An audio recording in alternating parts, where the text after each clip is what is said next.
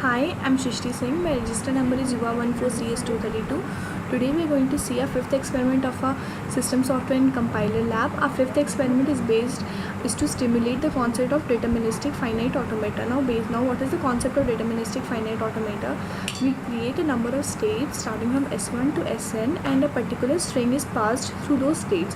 If that particular string is getting accepted, then the output is given as it is whether getting accepted or rejected. If any particular string it is not having any transition from one state to the other, it goes to the red state. This is basically the concept of our deterministic finite automata, that is our DFA. Now in this particular exercise, my package is token and I am importing two packages over here. My first class is DFA simulator, in which the transition is being declared as my N20 and 20, and then my alpha state and state set, that is my initial and final state, is being declared over here. Array list contains a list of characters, that is my alphabets, and array public set, it contains all the integers of the final set. Now in int1 over here, I am declaring a class as build DFA, which will, if it throws an exception, it will call later as stages of the program. Now if my buffered reader is equal to new buffered reader, now I am declaring my new BR over here. Now it is asking the user to enter the number of alphabets, and the alphabets is stored in the alpha set. Now it is again asking the user to enter the number of states in the set of DFA, and it is getting stored in state set.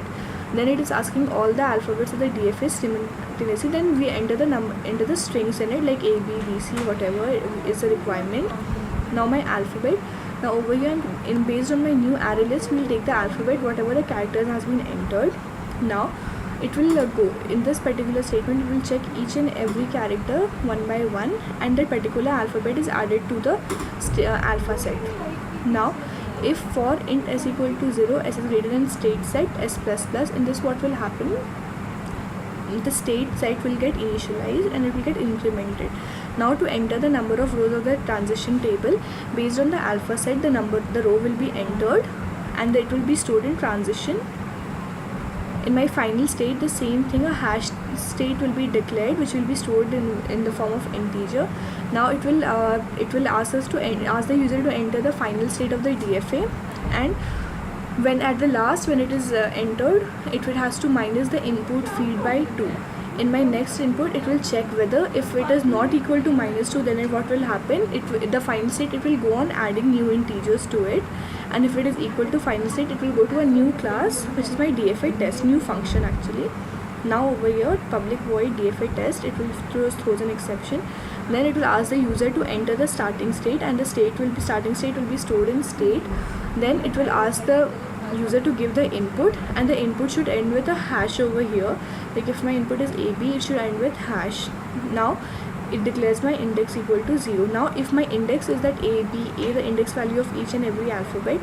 Now if my particular index is not equal to hash, then it will go to my character 1 and index 1, in which character 1 will input the char at the index value, and in the alphabet the index of the character 1 value, and state will be equal to transition state -1 and index 1, and then we'll increment the index.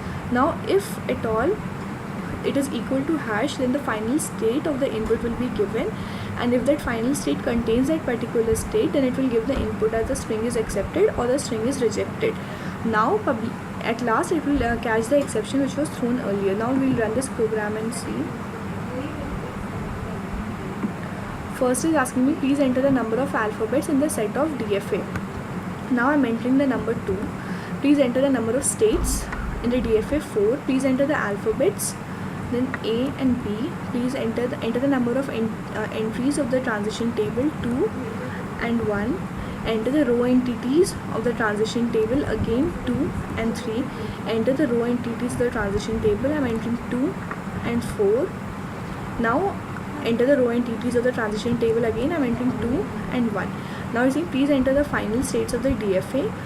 When you are done of giving the inputs, enter -2 to stop the feeding final state, as we saw in the earlier condition. Now I'm entering my final states in DFA as 4. Then I have to decrement 2. I'm decrementing 2. Then my 4th state is coming over here. Now I'm supposed to enter the starting state. Now enter my starting state. I'm putting it as 1. My S1 will be my starting state. Now it is saying me to give an input, and it should end with a hash. My input I'm giving as A, B, B, and I'm entering a hash over here, and I'm pressing enter. Then it is saying my final state after giving the input is 4, and your input string is accepted by the DFA. My input string is getting accepted by the DFA. This is basically my fifth exercise of compiler, system software and compiler design. Thank you.